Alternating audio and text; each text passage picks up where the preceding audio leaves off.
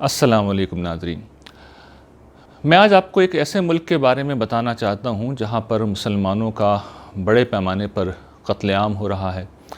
اس قتل عام میں بچوں کی، بڑوں کی کوئی تمیز نہیں ہوتی، عورت مرد کی کوئی تمیز نہیں ہوتی۔ ان کا قتل عام اس طرح ہوتا ہے کہ ان کی لاشوں کا بھی مسلح کر دیا جاتا ہے، یعنی مسلح سے مراد یہ کہ ان کی لاشوں کو مس کر دیا جاتا ہے، اور نہ صرف یہ بلکہ لوگ زخمی بھی ہو رہے ہیں، مالی نقصان بھی ہو رہا ہے۔ آپ سوچ رہے ہوں گے کہ میں شاید برما کے مسلمانوں کا ذکر کر رہا ہوں۔ نہیں، میں برما کے مسلمانوں کا ذکر نہیں کر رہا، اس لیے کہ میں جس جگہ کا ذکر کر رہا ہوں، جس ملک کا ذکر کر رہا ہوں، وہاں تو دسیوں ہزار سالانہ لوگ مارے جاتے ہیں۔ برما میں تو چند ہزار لوگ مارے گئے ہیں کئی برسوں میں۔ آپ سوچ رہے ہوں گے کہ میں شاید ہندوستانی کشمیر کا ذکر کر رہا ہوں۔ نہیں، وہاں تو 1989 سے لے کر آج تک کہا جاتا ہے کہ 1 لاکھ یا اس سے کچھ زائد لوگ مرے ہیں، اور سالانہ اس کو آپ تقسیم کریں تو کوئی بہت بڑی یہ تعداد نہیں رہتی۔ میں تو جس ملک کی بات کر رہا ہوں وہاں پر 2018 کی ایک رپورٹ میرے اس وقت سامنے ہے، جس میں بتایا گیا کہ 36,000 لوگ مارے گئے ہیں۔ یہ ملک ہمارا ملک ہے، اس کا نام پاکستان ہے، جہاں 36,000 لوگ 2018 میں مارے گئے۔ اور یہ بات بھی میں واضح کر دوں کہ یہ جو قتل عام ہے جس کی میں بات کر رہا ہوں، اس کو عام طور پر ہم ٹریفک حادثات کہہ کے نظر انداز کر دیتے ہیں۔ ٹریفک حادثات یہ نہیں ہوتے۔ ٹریفک حادثات میں تو یہ ہوتا ہے کہ سب لوگ اصول و ضوابط کی پابندی کر رہے ہیں، قانون کی پابندی کر رہے ہیں، اس کے بعد اتفاق سے کوئی حادثہ ہو گیا۔ ہمارے یہاں اس طرح کی کوئی صورتحال نہیں ہے۔ ہم جو کچھ کر رہے ہیں اس کی تفصیل میں ابھی تھوڑی دیر میں بیان کروں گا کہ ہم کیا کر رہے ہیں۔ پہلے تو یہ سمجھ لیے کہ یہ جو میں نے اعداد و شمار بیان کیے ہیں یہ حقیقت کا بیان نہیں ہے، اور یہ محض میرا اپنا خیال یا اندازہ نہیں ہے، گرچہ ہمارے اپنے اندازے بھی اس کی تائید کرتے ہیں، اس لیے کہ ایسے کسی حادثے کے بعد، یعنی میں حادثہ کہہ رہا ہوں لیکن اصل میں تو یہ مجرمانہ قتل ہے، مجرمانہ غفلت کا نتیجہ ہے، مجرمانہ لاپرواہی کا نتیجہ ہے۔ اس کے بعد اگر آپ FIR درج کرانے جاتے ہیں تو آپ FIR درج نہیں کرا سکتے۔ عام طور پہ پولیس والے کچی رپورٹ جسے کہتے ہیں اس سے آپ کو فارغ کر دیتے ہیں، تو کچی رپورٹ تو ختم ہو جاتی ہے، وہ ریکارڈ میں نہیں آتا۔ میں نے اس پہ بعض ریسرچ رپورٹس دیکھی ہیں جو باقاعدہ تحقیق کی گئی ہے اور شہر کراچی کے حوالے سے کی گئی ہے، جس میں بتایا گیا ہے کہ 56% اموات ہی صرف پولیس رپورٹ کرتی ہے، اور جہاں تک انجریز کا تعلق ہے تو صرف 4% انجریز، یعنی زخمی ہونے والے لوگ تو پولیس کے پاس جاتے ہی نہیں ہیں، وہ تو اللہ کے حوالے اپنا معاملہ کر کے چلے جاتے ہیں، لیکن جو لوگ مرتے بھی ہیں اس میں بھی 56% صرف لوگ ہیں جو پولیس کے پاس جاتے ہیں، گویا کہ آدھی تعداد جاتی ہے۔ تو اگر میں یہ کہہ رہا ہوں کہ 36,000 لوگ مرے ہیں تو اصل مرنے والوں کی تعداد آپ سمجھ لیجیے کہ 70,000 کے لگ بھگ ہوگی، اور زخمی ہونے والوں کی تعداد کا تو کوئی اندازہ ہی نہیں۔ اسی طریقے سے جو مالی نقصان ہے وہ بھی ظاہر ہے کہ بے پناہ ہے۔ تو یہ ہے وہ صورتحال جو ہمارے ملک میں ہے کہ جو حقیقی اعداد و شمار ہیں اگر ان کو ہم لیں تو تقریباً 70,000 سالانہ لوگ مر جاتے ہیں حادثات کے اندر، وہ خاندان برباد ہو جاتے ہیں، بچے یتیم ہو جاتے ہیں، عورتیں بیوہ ہو جاتی ہیں، ماؤں کی گود اجڑ جاتی ہے، اور ایک نیوز بھی نہیں آتی، ایک خبر بھی نہیں آتی۔ کیوں نہیں آتی؟ کہ ہم بے حس ہو چکے ہیں۔ جب تک کسی حادثے میں 20-30 لوگ نہ مریں ہمارا میڈیا سے دلچسپی نہیں لیتا، اسے خبر بھی نہیں سمجھتا، اس میں کوئی خبریت نہیں ہوتی۔ ایک آدمی کا مرنا، ایک خاندان کا برباد ہونا اپنے اندر کوئی خبریت نہیں رکھتا۔ اس کی ایک وجہ یہ ہے کہ وہ FIR بھی درج نہیں ہوتی، لیکن ہو بھی جائے تو اس کو بھی کوئی رپورٹ کرنے کی زحمت گوارا نہیں کرتا۔ یہ ہماری بے حسی ہے۔ ایک طرف ہماری یہ بے حسی ہے، اور دوسری طرف آپ اللہ تعالیٰ کا معاملہ دیکھیں۔ اللہ تعالیٰ نے جو کچھ قرآن مجید میں انسانی جان کی حرمت کے حوالے سے کہا ہے، اگر اس کا آپ کو مطالعہ کر لیں تو آپ کو اندازہ ہو جائے گا کہ اللہ تعالیٰ کہتے ہیں کہ جس نے ایک انسان کو قتل کیا اس نے پوری انسانیت کو قتل کیا، اور جس نے ایک انسان کو بچایا اس نے پوری انسانیت کو بچا لیا۔ توحید قرآن مجید کا سب سے بڑا حکم ہے، ایمان اصل چیز ہے۔ اللہ تعالیٰ انسانی جان کے لیے ایمان کے اظہار کو کمپرومائز کر دیتے ہیں، وہ کہتے ہیں بچا لو اپنی جان، کہہ دو اپنی زبان سے کلمہ کفر، اگر تمہارا دل ایمان پر مطمئن ہے اور تم پہ جبر کیا جا رہا ہے تو تمہاری جان مجھے عزیز ہے، بچا لو اپنی جان۔ وہ اپنی توحید کے اظہار کو کمپرومائز کرنے کے لیے تیار ہیں۔ اس سے بڑی بات کیا ہوگی؟ انہوں نے حرمتیں بیان کی ہیں کہ کھانے پینے میں تم فلاں چیز نہیں کھا سکتے، لیکن جان پہ بنائے تو کہتے ہیں کھا لو، میری طرف سے اجازت ہے، کھا لو، جان بچا لو اپنی۔ تو اللہ تعالیٰ اس درجے کے اندر، اس درجے میں رعایت دینے پہ تیار ہیں، اس درجے میں وہ حساس ہیں، حتیٰ کہ یہ جو ایکسیڈنٹ ہے، قتل خطا ہے، اللہ تعالیٰ کی شریعت میں عام طور پر خطا پہ پکڑ نہیں ہوتی، لیکن قتل خطا کا کفارہ ہے جو باقاعدہ قرآن مجید میں بیان ہوا ہے، بہت اہتمام کے ساتھ بیان ہوا ہے۔ تو یہ چیزیں کیا بتاتی ہیں کہ انسانی جان کی حرمت اللہ کے نزدیک کیا ہے، اور ایک قتل مومن کے بارے میں تو اللہ تعالیٰ نے اتنی سخت ترین بات کہی ہے کہ عذاب عظیم ہے، جہنم کا عذاب ہے، اس شخص کے اوپر اللہ کی لعنت ہے، اس کے لیے جہنم ہے جس میں وہ ہمیشہ رہے گا۔ انتہائی سخت ترین وعیدیں ہیں کسی انسانی جان لینے کے اوپر، خاص طور پر کسی مسلمان کی جان کے لینے کے اوپر۔ تو ایک طرف ہمارا دین ہے جو انسانی جان کو یہ اہمیت دے رہا ہے، اور دوسری طرف ہمارا رویہ ایک کہ ہم اس طرح کی چیزوں کو رپورٹ کرنے کے لیے بھی تیار نہیں ہیں، ہم بے حس ہو چکے ہیں۔ ہمارے بے حس ہونے سے مگر کوئی فرق نہیں پڑتا، اس لیے کہ وہ جو ماؤں کی آہیں جب آسمان پہ جاتی ہیں، جب معصوم خواتین جب بیوہ ہوتی ہیں، جب بچے یتیم ہوتے ہیں اور ان کی آہیں آسمان تک جاتی ہیں، عرش تک جاتی ہیں، تو جواب میں لعنت آتی ہے اور وہ ہم سب پہ تقسیم ہو جاتی ہے۔ ہم سب پہ اس لیے تقسیم ہو جاتی ہے کہ اس جرم میں ہم سب شریک ہیں۔ اب میں آپ کو بتاؤں گا کہ ہم سب اس جرم میں کس طرح شریک ہیں۔ دیکھیے، دنیا میں ایک کھیل ہے ڈوجنگ کار۔ ڈوجنگ کار کا ایک کھیل ہے جو تفریح گاہوں میں کھیلا جاتا ہے۔ ایک احاطے کے اندر لوگ بجلی سے چلنے والی گاڑیاں چلاتے ہیں اور اس میں کبھی ادھر جاتے ہیں، کبھی ادھر جاتے ہیں، کبھی واپس ہو جاتے ہیں، کوئی ضابطہ قاعدہ نہیں ہوتا، بس آپ کو ڈوج دینا ہوتا ہے۔ دنیا اس کھیل کو بند احاطوں میں کھیلتی ہے، پوری سیفٹی کے ساتھ کھیلتی ہے، ہم بھی کھیلتے ہیں، لیکن ہماری قوم دنیا کی واحد قوم ہے جس کے ڈرائیور اس کھیل کو سڑکوں کے اوپر کھیلتے ہیں۔ یعنی کبھی بھی وہ کہیں پہ بھی مڑ سکتے ہیں، کہیں پہ بھی رک سکتے ہیں، کہیں بھی چل سکتے ہیں۔ وہ نہ اشارہ دینے کی زحمت گوارہ کریں گے، نہ اپنے سائیڈ مرر سے پیچھے دیکھنے کی زحمت گوارہ کریں گے۔ بارہا اور اکثر ہماری اسکوٹر میں تو سائیڈ مرر ہوتا ہی نہیں ہے، اور لوگ اطمینان کے ساتھ کود جاتے ہیں۔ وہ کہتے ہیں بھئی ہم نے اپنی لائن بدل لی ہے، اب پیچھے آنے والا کا کام ہے کہ وہ اپنے آپ کو بچائے۔ پورے اطمینان کے ساتھ ہمارے ہاں یہ معاملہ ہوتا ہے۔ تو یہ جو ڈوجنگ کار کا کھیل ہے، ہم لوگ اس کو سڑکوں پہ کھیلتے ہیں، اور آپ جانتے ہیں جب میں یہ بات کہہ رہا ہوں اور آپ لوگ یہ بات سن رہے ہیں تو آپ میں سے جو ڈرائیور ہیں وہ یہ بات جانتے ہیں کہ ہم میں سے ہر شخص یہ کام کر رہا ہوتا ہے۔ دوسرا جو کھیل ہے اس سے بھی خطرناک کھیل ہے، اور وہ ہے جو موت کے کنویں میں کھیلا جاتا ہے، جس میں کوئی موٹر سائیکل سوار کرتب دکھاتا ہے، کبھی کھڑے ہو کے بائک چلاتا ہے، کبھی فٹ ریسٹ کے اوپر کھڑے ہو کے وہ اپنی بائک چلاتا ہے۔ ہمارے نوجوان اپنی موٹر سائیکلوں پر یہ کھیل سڑکوں کے اوپر کھیلتے ہیں۔ انتہائی تیز رفتار ان کی اسکوٹریں چل رہی ہوتی ہیں، اور بھری پوری سڑک ہوتی ہے، اور گاڑیاں چاروں طرف چل رہی ہوتی ہیں، اور اس کے بعد وہ اطمینان کے ساتھ سیٹ کے اوپر کبھی لیٹ جاتے ہیں، کبھی کھڑے ہو جاتے ہیں، کبھی فٹ ریسٹ کے اوپر ایک ہاتھ سے ہینڈل پکڑ کے وہ جا رہے ہوتے ہیں، اور بارہا ہم جانتے ہیں اس کے نتیجے میں حادثات ہوتے ہیں۔ تو یہ تو وہ دو کھیل ہیں، موت کے کھیل ہیں جو ہم اس شہر کی سڑکوں پر کھیل رہے ہوتے ہیں۔ اس کے علاوہ ہم کیا نہیں کرتے؟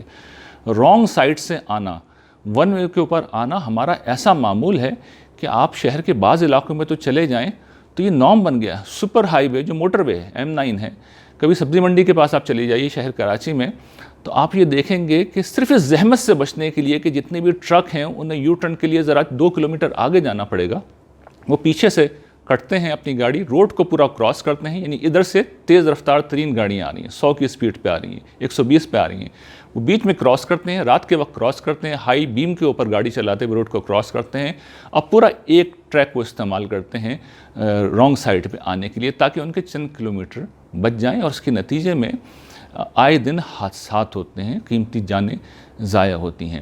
اسی طریقے سے ہمارے یہاں گاڑیوں کی مینٹننس کا کوئی نظام نہیں ہے، کسی کے بریک فیل ہیں تو ہوا کریں، کسی کے ٹائروں جو ہیں وہ ان کی کوالٹی صحیح نہیں ہے تو ہوا کرے، کسی کی گاڑی جو ہے اس کی لائٹیں صحیح نہیں ہیں، اور بیک لائٹ تو آپ کو پتہ ہے اسکوٹر سواروں کی اکثر ہوتی نہیں ہے، وہ روشنی نہیں ہوتی، تو آپ کو بالکل قریب پہنچ کے پتہ چلتا ہے کہ رات کے وقت کوئی جا رہا ہے۔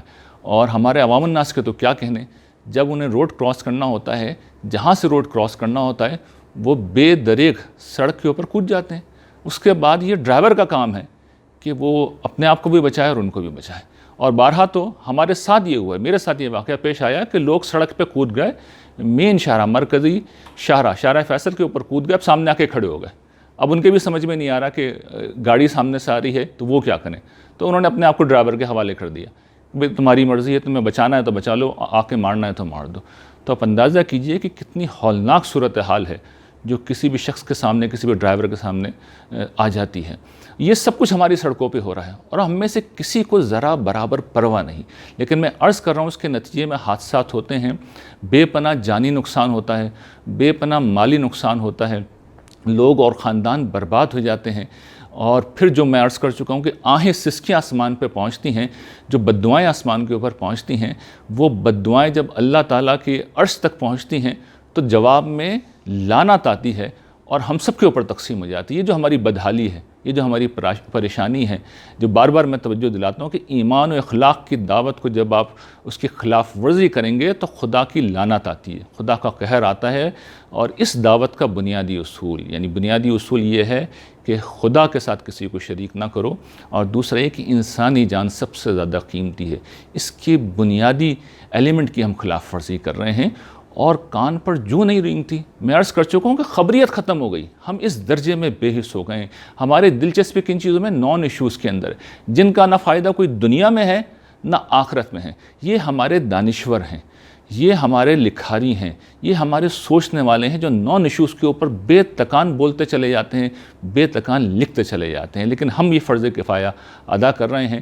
ہم نے ایک طرف ایمان و اخلاق کی دعوت کا عزم اٹھا رکھا ہے، اس کا جھنڈا اٹھا رکھا ہے، اس کو پھیلانے کا عزم کر رکھا ہے، اور ساتھ میں جو اس طرح کے ایشوز ہوتے ہیں، میں ایمان کی دعوت چھوڑ کے اوپر اس لیے بات کرتا ہوں کہ میرے نزدیک وہ دین کی بنیادی تعلیم یعنی ایمان و اخلاق کی تعلیم کا ہی وہ حصہ ہے۔ اور اسی پہلو سے میں آج اس مسئلے کا بھی حل آپ کے سامنے رکھ رہا ہوں۔ دیکھیے اس مسئلے کا حل کیا ہے؟ ہمارے ابھی تک اس مسئلے کا حل یہ ہے کہ لوگ قانون کی خلاف ورزی کر رہے ہیں، قانون اور سخت کر دو۔ قانون سخت کرنے سے یہ مسئلہ کبھی حل نہیں ہوتا۔ قانون ہمارے یہاں جب بھی سخت ہوتا ہے تو رشوت کے ریٹ بڑھتے ہیں اور کچھ بھی نہیں ہوتا۔ قانون دیکھیے اس مسئلے کا حل نہیں ہے۔ اس مسئلے کے حل کی اساس تربیت ہے، جس کے 4 پہلو ہیں۔ وہ مجھے اور آپ کو اس کا اہتمام کرنا ہوگا، اپنی زندگی میں بھی کرنا ہوگا۔ اگر جب ہم ایک ایک کر کے یہ کام کریں گے تو پھر اجتماعی طور پر یہ رویہ بنتا چلا جائے گا۔ اور دیکھیے اس کا طریقہ کیا ہوگا کہ جو باتیں، جو تجاویز آج میں دے رہا ہوں، یہ سوشل میڈیا پہ جائیں گے۔ اس وقت اللہ تعالیٰ نے یہ طاقت دے دی ایک عام آدمی کو کہ وہ سوشل میڈیا پہ بات بھی کر سکتا ہے، بات کو پھیلا بھی سکتا ہے۔ تو اگر ہم اللہ کی لعنت سے بچنا چاہتے ہیں تو پھر ہمیں ان چیزوں کو خود بھی اختیار کرنا ہے، ان چیزوں کو پھیلانا ہے، کیونکہ جب ایک آواز توانا ہوتی ہے، دوسروں تک پہنچتی ہے، تو پھر آہستہ آہستہ وہ معاشرے میں اپنی جگہ بنانا شروع کرتی ہے۔ جو کرپشن کا شور ہے، سن 80 کی دہائی میں پہلی دفعہ جب مجھے یاد ہے آواز اٹھی تو بالکل اجنبی آواز تھی، کوئی ایک آدھ شخص نے یہ آواز اٹھائی تھی، لیکن رفتہ رفتہ یہ آواز توانا ہوتی چلی گئی۔ تو ہر آواز پہلے کوئی ایک شخص اٹھاتا ہے، اس کے بعد دوسرے لوگ محسوس کرتے ہیں کہ نہیں درست بات ہے، اور پھر اس کو آگے بڑھاتے ہیں، یہاں تک کہ وہ معاشرے کی آواز بن جاتی ہے۔ اور جب معاشرے کی آواز بن جاتی ہے تو پھر پورا معاشرہ حرکت میں آ جاتا ہے۔ اور یہ تو ایک ایسی چیز ہے کہ انسانی جان کی حرمت، کوئی سیاسی جماعت اس کے اگینسٹ کھڑی نہیں ہو سکتی، کوئی گروہ اس کے اگینسٹ کھڑا نہیں ہو سکتا۔ ہر شخص یہ چاہے گا، اس لیے کہ سب لوگ گاڑیاں چلاتے ہیں، سب کی جانیں خطرے میں ہیں۔ ہم اس آواز کو اگر پھیلائیں گے اور لوگوں کی بے حسی کو دور کریں گے تو تبدیلی آئے گی۔ دیکھیے اس مسئلے کے 4 فریق ہیں اور 4 اس کے پہلو ہیں، اور حل کے لیے بھی ہم ان چاروں کو ایک ایک کر کے اپنے ذہن میں رکھنا ہوگا۔ پہلی چیز کیا ہے؟ پورا سماج اس مسئلے کا حصہ ہے، اس لیے کہ دیکھیے سماج کا ہر شخص سڑک پہ ضرور آتا ہے، چاہے وہ گاڑی چلائے، چاہے وہ سڑک کراس کرے، چاہے وہ سواری کے طور پر گاڑی میں بیٹھے، چاہے وہ فٹ پاتھ پہ چل رہا ہو، چاہے وہ فٹ پاتھ پہ اس نے اپنا پتھارا اور دکان لگا رکھی ہو جس کی وجہ سے روڈ بند ہو رہا ہے۔ تو پورا معاشرہ اصل میں اس کا فریق ہے۔ اب پورے معاشرے کو ٹرین کرنے کا ذریعہ کیا ہے؟ آپ میٹرک تک نصاب میں ہر کلاس میں روڈ سائنس، بلکہ as a matter of fact civic sense کے مضمون کو لازمی کریں، جس میں سماجی ذمہ داریاں، شہری ذمہ داریاں لوگوں کو پڑھائی جائیں، خاص طور پر روڈ سائنس۔ اس میں انسانی جان کی حرمت پڑھائی جائے۔ قرآن مجید میں جو کچھ آیا ہے، احادیث میں جو کچھ آیا ہے، بہت آیا ہے۔ قرآن مجید نے بھی اس پہ بہت بات کی ہے، رسول اللہ صلی اللہ علیہ وسلم نے بھی اس کے اوپر بہت بات کی اور یہ بتایا ہے کہ انسانی جان کی حرمت کیا ہے، جان مال آبرو کی حرمت کیا ہے۔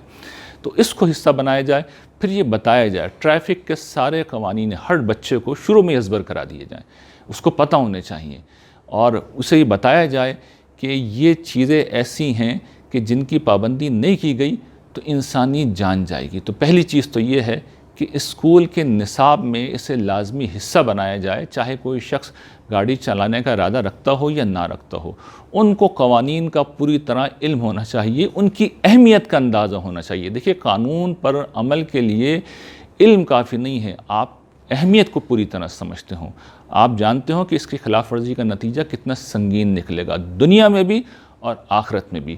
تو جس وقت آپ بچوں کو ٹرین کریں گے تو وہ بچے جب بڑے ہوں گے، یہ بظاہر لانگ ٹرم سلوشن ہے، لیکن وہ بچے بہرحال بڑے ہوں گے، اور جب وہ بڑے ہوں گے تو وہ کہیں زیادہ ذمہ دار شہری ہوں گے۔ تو پہلی چیز تو یہ کہ نصاب تعلیم میں اس کو لازماً پڑھانا چاہیے۔ اول تو سوک سینس کو لازماً پڑھانا چاہیے، ہر شہری ذمہ داریوں سے سمجھتا ہو، ان سے واقف ہو، اور خاص طور پر روڈ سینس شروع سے اس میں ٹرین کر دیا جائے۔ اس لیے کہ جیسا کہ میں عرض کر چکا ہوں کہ روڈ تو ہر شخص کراس کرتا ہے، سواری میں تو ہر شخص بیٹھتا ہے، تو یہ چیز پتہ ہونی چاہیے۔ ہمارے یہاں تو حال یہ ہے کہ سیٹ بیلٹ کوئی نہیں باندھتا، یہ کس چیز کا نتیجہ ہے کہ ہم نے بتایا ہی نہیں لوگوں کو۔ تو روڈ سینس ہمارے لوگوں کے اندر ڈیولپ کرنا چاہیے۔ دوسری چیز جو اس میں بنیادی ہے اور وہ بہت اہم ہے، اور اس کا تعلق ہے گاڑیاں چلانے والے ڈرائیوروں سے۔ دیکھیے، ہمیں ڈرائیوروں کو یہ بتانا ہے، سمجھانا ہے کہ ان کے ہاتھ میں جو گاڑی ہے وہ گاڑی نہیں ہے، وہ ممکنہ طور پہ آلہ قتل بھی ہے اور آلہ خودکشی بھی، یعنی وہ دوسروں کی جان بھی لے سکتی ہے اور ان کی جان بھی لے سکتی ہے۔ چنانچہ دنیا کے بعض ممالک نے اس پس منظر میں اپنے لائسنس دینے کے نظام کو انتہائی سخت بنا دیا اور ٹریننگ کو اس کے ساتھ مشروط کر دیا۔ یعنی ہمارے یہاں تو یہ ہوتا ہے کہ آپ اکثر جگہوں پہ تو رشوت دے کے آپ کو لائسنس مل جاتا ہے، کراچی میں شاید اب اس طرح نہیں ہوتا۔ بہرحال چھوٹا موٹا سا ایک ٹیسٹ ہوتا ہے رسمی سا، اور جو آپ کے قوانین کا علم ہے وہ تو کہیں زیر بحث ہی نہیں آتا، وہ تو آپ کوئی بھی شخص عام طور پہ اس ٹیسٹ کو نہیں دیتا، وہ تو کچھ پیسے دے کے آپ اس سے بچ سکتے ہیں۔ کراچی میں یہ ہوتا ہے کہ چونکہ کیمرے لگے ہوئے ہوتے ہیں اور ایس پی صاحب دیکھ رہے ہوتے ہیں کہ کوئی شخص بیٹھ کے اس نے گاڑی پارک کی بھی ہے نہیں کی ہے، تو کم سے کم اس میں کچھ نہ کچھ کر لیتے ہیں۔ لیکن یہ طریقہ نہیں ہے گاڑی چلانا، پارک کرنا، اٹس ناٹ ڈرائیونگ۔ یو اے میں جس طرح مثال کے طور پہ ہوتا ہے، آپ کو پہلے مرحلے پہ وہ یہی کرتے ہیں، اس کے بعد پہلے مرحلے پہ تو وہ قواعد کا پوری طرح علم دیتے ہیں اور اس کا ٹیسٹ لیتے ہیں، دوسرے مرحلے پہ پارکنگ اور گاڑی چلانے کی صلاحیت کا امتحان لیتے ہیں، اور تیسرے مرحلے پہ وہ ڈرائیور کو ساتھ بٹھا کے روڈ پہ لے جاتے ہیں۔ پہلے ٹریننگ ہوتی ہے اور پھر وہاں پہ دیکھتے ہیں کہ اس کو روڈ سینس ہے یا نہیں ہے۔ کبھی گاڑی تیز کر کے اس سے کہا جاتا ہے کہ لین بدلو، کبھی ہلکی اسپیڈ میں کہا جاتا ہے، کبھی کہا جاتا ہے کہ تم فلاں جگہ ٹرن لو، کبھی یو ٹرن لو، کبھی کہا جاتا ہے فلاں جگہ پارک کرو، کبھی کہا جاتا ہے کہ گاڑی چلاؤ۔ اس میں ہر جگہ دیکھا جاتا ہے کہ پریکٹیکلی وہ رولز کو فالو کر رہا ہے یا نہیں کر رہا۔ تو اس وقت ڈرائیور کا شعور ان چیزوں کو قبول کر لیتا ہے۔ تو یہ چیز ہے جو ہمیں کرنی ہے اور یہ لازمی ہے۔ اور اس میں پھر ایک اور چیز بڑی اہم ہے کہ ڈرائیونگ لائسنس کی فیس بہت زیادہ بڑھائی جائے۔ اس وقت تو صورتحال یہ ہے کہ کوئی بھی شخص جا کے چند سو روپے دے کے ڈرائیونگ لائسنس بنا سکتا ہے۔ نہیں، آپ ڈرائیونگ لائسنس کی فیس بڑھائیے، اور کتنی بڑھائیے؟ میں کہتا ہوں 10 گنا بڑھائیے، اس لیے کہ لوگوں کو پتہ چلے کہ یہ بہت بھاری ذمہ داری ہے جو وہ اٹھانے جا رہے ہیں۔ ان کے ہاتھ میں، جیسا کہ میں نے عرض کیا، آلہ قتل بھی ہے اور آلہ خودکشی بھی۔ اور اس بھاری فیس سے کیا کریں؟ حکومت کے خزانے میں جائیں؟ نہیں، اس کو پولیس فورس کی بہتری کے اوپر خرچ ہونا چاہیے۔ اس لیے کہ تیسرا جو بہت اہم اس پورے معاملے کا فریق ہے وہ پولیس فورس ہے، ٹریفک پولیس ہے۔ وہ اگر اپنی ذمہ داریاں پوری طرح نبھائیں تو ظاہر ہے کہ حادثات میں بڑی کمی ہو سکتی ہے۔ تو یہ ذمہ داریاں وہ کب نبھائیں گے؟ جب انہیں اچھی تنخواہ مل رہی ہو۔ تو اچھی تنخواہ کے لیے آپ فیسیں بڑھائیں، اور فیسیں بڑھا کے ان کو سہولت دیں، اور پھر ان کو ٹرین کریں، ان کو بھی اس پورے پروسیس سے گزاریں جس میں انہیں یہ بتایا جائے، تربیت کے ذریعے سے بتایا جائے کہ انسانی جان کی اہمیت اللہ تعالیٰ کے نزدیک کیا ہے، ان کی پروفیشنل ذمہ داریاں کیا ہیں، اور یہ بتایا جائے کہ یہ رشوت لینے کی جگہ نہیں ہے، یہاں پر انسانی جان انوالو ہوتی ہے، اور اگر ان کی رشوت لینے کی وجہ سے انسانی جان گئی تو اللہ تعالیٰ نے ان کو چھوڑنا نہیں ہے کسی صورت میں بھی، یعنی اس کے اوپر کوئی نجات نہیں ہے، نجات کا کوئی امکان ہی نہیں ہے۔ قرآن مجید جس طرح بیان کرتا ہے، اگر پولیس والا یہ کام کرے گا تو آخرت میں اس کے لیے نجات کی کوئی شکل نہیں ہے، اس لیے کہ وہ تو قانون کا رکھوالا ہے۔ اگر وہ رشوت لے رہا ہے اور اس کی غفلت کی وجہ سے، جو کہ ایک مجرمانہ غفلت ہے، کسی کی جان جاتی ہے، کوئی زخمی ہوتا ہے، تو پھر اس کے لیے نجات کی کوئی شکل نہیں ہے۔ چوتھی جو چیز ہے، چوتھا جو پہلو ہے اس سلوشن کا، اس حل کا، وہ یہ کہ ٹیکنالوجی کو ہمیں استعمال کرنا چاہیے۔ دیکھیے، اللہ تعالیٰ نے بڑا کرم کیا، اس دور میں CCTV کی ایک ٹیکنالوجی آ چکی ہے اور بہت ہائی ریزولوشن کیمرے اس وقت دستیاب ہیں۔ ہم پہ یہ لازم ہے کہ پورے شہر کی سڑکوں کو ہم ان کیمروں سے بھر دیں، ہر چوراہے کے اوپر، ہر کراسنگ کے اوپر، ہر موڑ کے اوپر ہم یہ کیمرے لگائیں۔ ان کیمروں کا استعمال کیا ہوگا؟ ان کا سب سے بنیادی استعمال یہ ہوگا کہ قانون کی جو شخص بھی خلاف ورزی کرے گا، تو بجائے اس کے کہ ٹریفک کانسٹیبل اس کا چالان کرے، اب اس کی ثوابدید ختم ہے۔ کیمرہ نے دیکھ لیا کہ اس شخص نے خلاف ورزی کی ہے، اس کے بعد اس کیمرے کی بنیاد کے اوپر، جس طرح دنیا بھر میں ہوتا ہے کہ آپ کو فوٹو بھیج دیا جاتا ہے کہ آپ نے یہ وائلیشن کی ہے، مووی بھیج دی جاتی ہے کہ آپ نے یہ وائلیشن کی ہے، اور پھر آپ کے اوپر بھاری جرمانہ کیا جاتا ہے، اور جب ایک حد سے زیادہ کوئی وائلیشن کرتا ہے تو اس کا جو لائسنس ہے وہ کینسل کر دیا جاتا ہے۔ تو اس کے نتیجے میں لوگوں کو قانون کی پابندی کرنے کی عادت ہوگی۔ اس کا دوسرا فائدہ یہ ہے کہ جو حادثات ہوتے ہیں اس میں ہمارے یہاں تو مجرم عام طور پہ بھاگ جاتے ہیں، ان کو پکڑنے میں سہولت رہے گی۔ پھر اس کے علاوہ جو دیگر جرائم ہیں جیسے اسٹریٹ کرائمز وغیرہ یا ٹیررزم، اس طرح کی چیزوں سے بھی ہمارا معاشرہ بچ سکے گا۔ اصل مسئلہ یا اصل مقصد تو ان سے ہم جو حاصل کرنا چاہتے ہیں وہ ٹریفک کے نظام میں بہتری ہے، لیکن دیگر کئی پہلوؤں سے بھی معاشرے میں امن و امان، لا اینڈ آرڈر کے حوالے سے یہ بہت زیادہ مفید اور ٹیکنالوجی ہو سکتی ہے۔ اچھا، اس سے جو جرمانے ہوں گے وہ ظاہر ہے کہ اس سے جو رقم آمدنی ہوگی، رقم آپ کو ملے گی، آپ اس رقم سے پولیس فورس کی مدد کیجیے، ان کی تنخواہوں میں اضافہ کر دیے جس طرح میں نے عرض کیا۔ دوسرا آپ یہ کر سکتے ہیں کہ یہ جو کیمرے ہیں ظاہر ہے کہ یہ مینٹیننس مانگتے ہیں، ان کی مینٹیننس کے مسئلے سے بھی آپ آزاد ہو جائیں گے۔ تو یہ سلوشن کے 4 پہلو ہیں۔